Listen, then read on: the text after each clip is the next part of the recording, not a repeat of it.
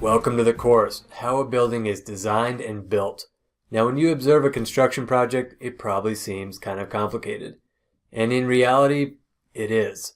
But just like any big problem, if you break it down into smaller bite-sized pieces, it becomes more manageable. And that's what we'll do in this course, where we will dissect the building and look at every single material and system to better understand how it's designed and built. Now, the motivation for this course goes back a long time. So I graduated from college in 1999 with my civil engineering degree, and I joined the Air Force as a second lieutenant, and I was stationed at Langley Air Force Base in Virginia. And I quite clearly remember my first week on the job, and my boss sat me down and he told me about my first project. So he started by telling me there was a lot of historic buildings on this Air Force Base. And my first project was going to be to repair bricks on the side of historic hangars. And I remember thinking, oh, this is going to be easy. I'll be ready for 10 more projects by the end of this week.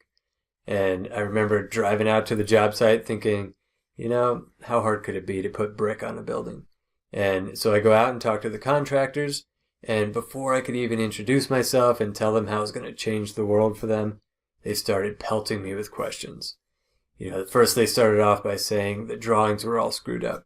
Then they were asking me questions about brick ties and masonry relief angles and cavities and weeps. And I had no idea what they were talking about. I just had a blank face, and it was a very humbling experience. I was thinking back on my 4 years of college, a civil engineering degree, and I didn't learn any of this terminology, let alone how to build. And so I went back to the office and I started asking tons of questions. I'm sure people were sick of me. I started studying the drawings. I studied the specifications. That weekend, I went and bought a couple books just to try to learn the terminology that they were using. And it took a long time. It took a long time to learn about brick veneer. And the nature of my job was I would finish a small project, then I would move on to the next. And it was like the movie Groundhog Day. Every time I showed up on the job site, blank stare. I had no idea what they were talking about. Because every project is so different. And so by the time you see all the different materials and systems, it takes a lot of projects. And so it took me a very long time to grasp all the different materials and systems. In fact, I would say without exaggeration about 10 years before I really got comfortable. And before you get comfortable with all these systems, you can't make as much of a difference on the job site, and you're not nearly as effective as you could be. And that's where this course comes into play. I want to greatly reduce the amount of time you're spending on the job site learning how to build and learning the guts of the building. In my personal experience, that took well over 10 years. And I know I'm not alone.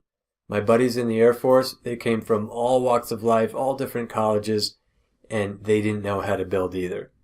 When I was a project manager for a commercial general contractor, all the new interns and all the new engineers, they also didn't know how to build.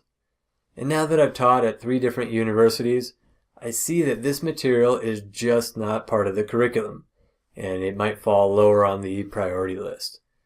So, there is no textbook, there is no website, and there is no training out there that teaches this material. Until now. In this class, we'll have 40 lessons and 20 hours. And if you can make it through all the way to lesson 40, I can say without exaggeration, you will accelerate your career.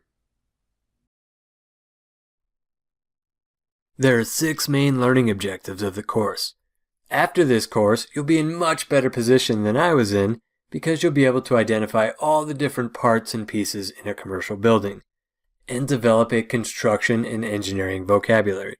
Precision in language gives you the credibility on the job site that you need. And you'll be much more effective in solving problems because people will no longer be speaking a foreign language with you. All of the materials and systems in a building are assembled in a specific order.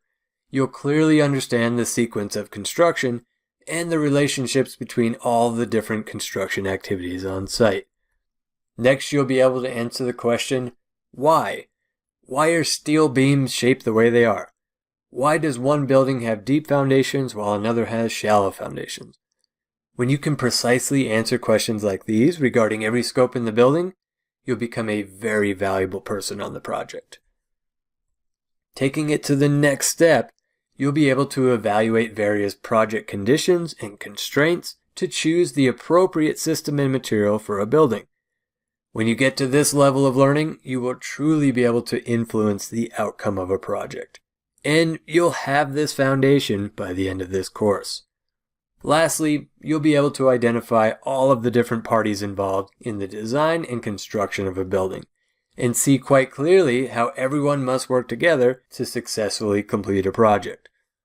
Speaking of the different roles in a construction project, let's talk about the audience for this course. So I've been developing and teaching this course at the University of Colorado at Boulder for 7 years. It lends itself very well to anyone who's involved or will eventually be involved in a building construction project in their career. This includes anyone who is a general contractor or a specialty contractor. Particularly with the widespread use of design-build and CMGC contracts, it's more important now than ever for contractors to know not only how to build, but to know how to design buildings. On the engineering side of the industry, civil, structural, architectural, mechanical, and electrical engineers are the ideal audience. Architects would be very well served by taking this comprehensive course as well, learning the contractor side of the equation. If you're a real estate developer, you have an enormous amount of risk in the design and construction portion of your business. I've had a number of MBA real estate developers in my course, and they all conveyed to me that this material made a huge difference in their careers. All public and private owners who have a design and construction role will benefit from this content. This could include campus facilities groups, or a government installation doing planning, design, or construction, as I was doing early in my career, or any organization for that matter that's taking on a building construction project, whether that's new construction or a renovation. Having a clear understanding of the guts of a building will add value to all of these roles. And lastly, anyone who is just interested in how a building is built will enjoy this course. I've had many retirees in my course because they were just truly interested in the subject matter. So if you fall into any of these categories, you're the primary audience for this course, and you'll realize the largest gains from the material that we'll cover. The course is broken down into 7 sections or blocks, totaling nearly 20 hours of university-level content. As you saw earlier with my brick veneer example, there are numerous animations throughout this course, and there are also original photos on nearly every slide. My wife and kids are pretty sick of me snapping photos, which happened nearly every time we left the house over the past 7 years, totaling well over 1,000 photos. After introducing the course, we'll dive right into the first activities of the project with site utilities and the substructure.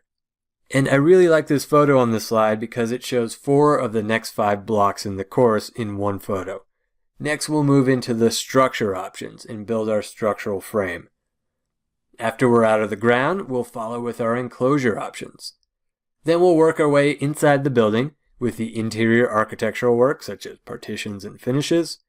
Then we'll complete the exterior site work before tackling a substantial block of the course with mechanical, electrical, plumbing, and fire protection.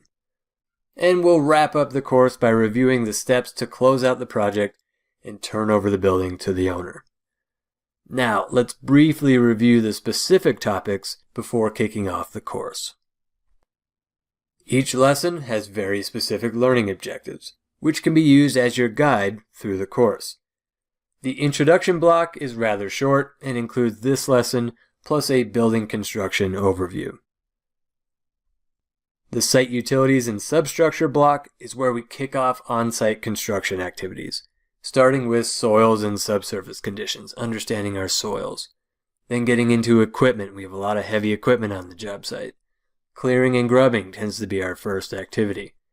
Then site utilities, earthwork and excavation support, then our foundations, whether they're deep foundations or shallow foundations. Then we need to learn about concrete. In almost every single building construction project in the world, there's going to be concrete work. So we'll review a bit of the history of concrete and understand concrete as a material. Then we'll talk about grade beams and foundation walls to complete this block. Next, we'll rise out of the ground with the structure. In this block, we'll review all of the typical building types and the structural systems which best fit those buildings. Cranes are a major piece of equipment during construction of the structure, so we'll review the different types and uses of cranes. Then we'll dive into the details of our typical structural system options, including cast-in-place concrete and precast concrete. Then we'll introduce steel as a material that really revolutionized the building construction industry. And we'll talk about steel as a structure. And then we'll get into some other structural systems such as masonry, tilt-up concrete, and wood.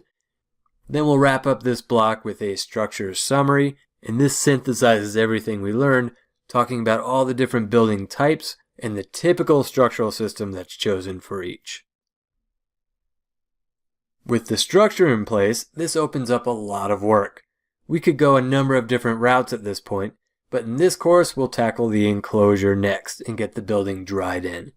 So in this block we'll learn about all the different functions of the building envelope and define the key components in the system.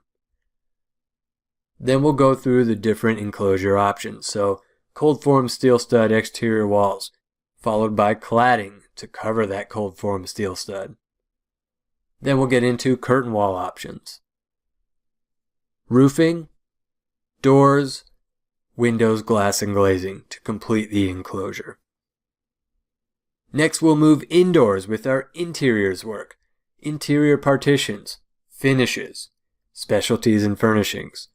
Then we'll head back outside and complete our site work, which includes paving, hardscape, and landscaping. And at this point, we've completed all of the architectural work on the project. And it's time to move to our last major block of the course. This one is substantial. Mechanical, electrical, plumbing, and fire protection represents the largest section of the course. We'll establish the requirements of our heating, ventilation, and air conditioning systems by starting with thermal comfort and indoor air quality, both of which are the major contributors to our HVAC system choices. Sticking with mechanical, we'll then review plumbing. Next, we'll cover the extensive topic of electrical systems and equipment, followed by audio-visual, teledata, and security. Fire and life safety systems are next, with fire suppression and fire alarm. Then we'll cover conveying equipment and wrap up this block with MEP trim, startup, testing, and commissioning. At this point, the project is nearly done, and we just have a few more activities to get to the finish line. So this last block of the course has one lesson, project closeout, turnover, and post-occupancy. And at this point, the building is complete. We're 40 lessons into it, and you've completed this course. So I described my first job coming out of school, but here's a quick overview of my background before we get into the course. So I've been very fortunate in my career to work on a lot of different projects in multiple different capacities. I started my career as an owner, representing the U.S. Air Force as a civil engineer and managing the design and construction of several projects, as I mentioned earlier.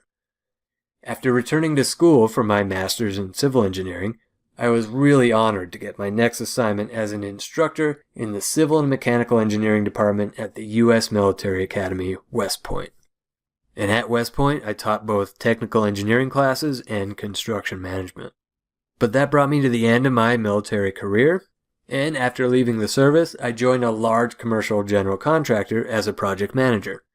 Several of my building construction projects were design-build contracts, and I was able to continue my involvement in not just the construction phase, but also the design phase, which I really enjoyed. Then, while building a hospital during the day, I started teaching at the University of Colorado as an adjunct professor at night. In fact, that course which I taught at night was this exact course on how a building is designed and built.